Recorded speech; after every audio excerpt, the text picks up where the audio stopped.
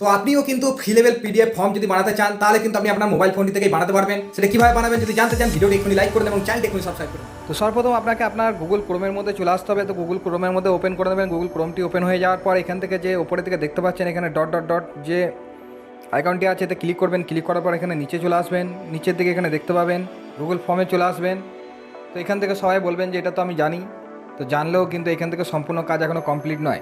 এখানে দেখতে পাচ্ছেন তো এখান থেকে আপনার এরকম একটি ফর্মটি ওপেন হয়ে যাচ্ছেন, বানাতে পারেন কী জন্য কোয়েশ্চেন করছেন এবং এখান থেকে এটা মাল্টিপল চয়েস রাখতে পারেন, যে জন্য লিখে দিচ্ছি। তারপর এখান থেকে আপনাকে দেখাচ্ছি মাল্টিপল চয়েস আছে বা এখানে চেক বক্সও আমি করতে পারি, কিন্তু আমি মাল্টিপল চয়েস রেখেছি।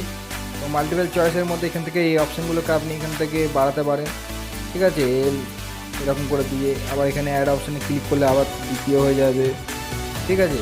এরকম করে আবার অ্যাড করবেন এরকম তৃতীয়টা, এইভাবে কিন্তু আপনি করতে পারবেন। তো এইভাবে কিন্তু আপনার এবং শেষে কিন্তু এটা আপনি অ্যাড আদার্স করে দিতে পারেন, তাহলে হয়ে গেল। এবং এখান থেকে যে প্লাস বাটনটি দেখতে পাচ্ছেন এখানে ক্লিক করলে আবার দ্বিতীয় ফর্ম হয়ে যাবে।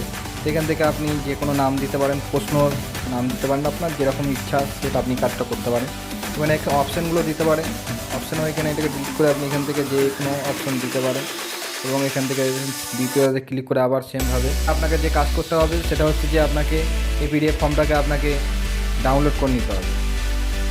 এখান থেকে এখানে যে ওপরে ইমেল আইডি সেকশনটা দেখতে পাচ্ছেন, মানে যাকে ফর্মটা পাঠাচ্ছেন আপনি যদি চান সে তার ইমেল আইডিটা এখানে ভরুক, মানে আপনি ইমেল আইডিটা তার কালেক্ট করতে যদি চান তাহলে কিন্তু এখান থেকে সেটিং অপশান আছে, সেটিং অপশানে আসবেন। সেটিং অপশানে এসে এখান থেকে দেখতে পাচ্ছেন এখান থেকে কালেক্ট ইমেল অ্যাড্রেস এটা করা আছে রেসপন্ডার।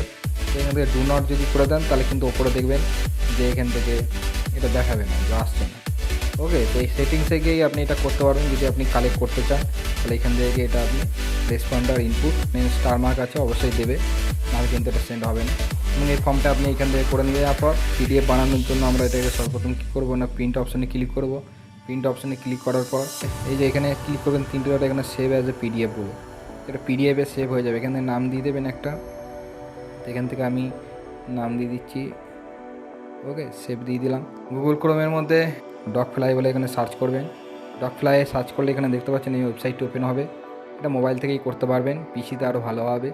তো এখান থেকে চলে আসবেন, এখান থেকে দেখতে পাচ্ছেন ক্লিক আপলোড, যে ফাইলটি আপনি এক্ষুনি ডাউনলোড করলেন সেটাকে এখানে আপলোড করতে হবে। তো পিডিএফ যেহেতু ছিল এখানে এই যে নাম দিয়ে দিয়েছি জিরো পিডিএফ, এটা দেখতে পাচ্ছেন মানে চলে আসছে, এখানে আপডেট হচ্ছে, আপলোডিং হচ্ছে, সাইন ইন করতে বলছে।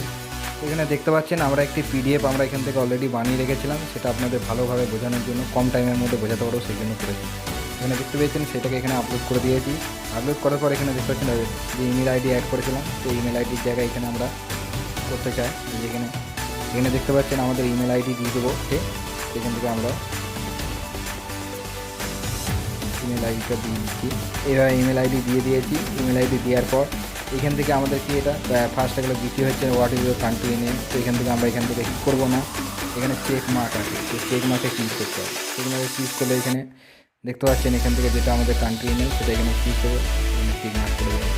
এই আবার প্রাইম মিনিস্টার এখান থেকে এইভাবে কিন্তু আপনি করে নিতে পারবেন, ঠিক আছে। তো এখান থেকে আবার লেফট সাইডে গিয়ে আপনার এখানে সেকেন্ড পেজটা আছে, সেকেন্ড পেজটাতে ক্লিক করবেন। এখান থেকে আমাদের ন্যাশনাল অ্যান্থেম কি এখান থেকে এইভাবে কিন্তু করে নিতে পারবেন। এইভাবে হয়ে যাওয়ার পর এবার এখান থেকে এটাকে আপনি সেভ করে নিতে পারেন, সেভ হয়ে গেছে এবং এখান থেকে এটাকে এক্সপোর্ট করে নেবেন। পর্যন্ত যদি ভিডিওটি লাইক না করে থাকেন লাইক করে দিন এবং চ্যানেলটি সাবস্ক্রাইব করে নিন। Thank you.